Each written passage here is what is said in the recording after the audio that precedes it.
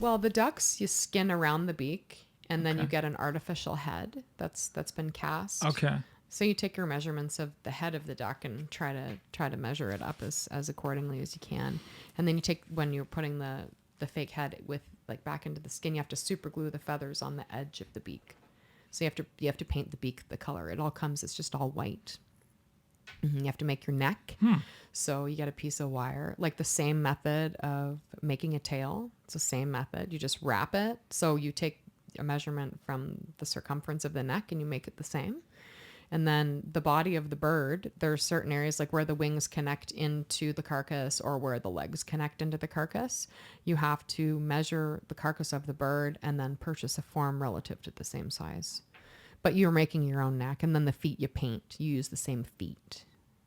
You can use artificial. There's a lot of but artwork to this There's a yeah, lot. it's Yeah. not just to get the right color. slapping things together. Yeah, wow. Well, then there's the people doing wings out like this. And They're all like, let's say I was a bird, I would have a wire all the way to the end of my wing. right. So I could do it so it's like back, or maybe it's flying, or maybe it's bringing it forward and preening itself. or playing in a band. Yeah. Or it's grabbing onto the edge of a cliff and looking down I'm a badass. like this.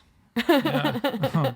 Yeah, it's really, there's so many methods to doing taxidermy. And, I'm sure there's so many different ways of getting there, but we always have the same end result. So Right. Yeah. It's fascinating. I really is. I'm a little bit biased. I think it's absolutely fantastic.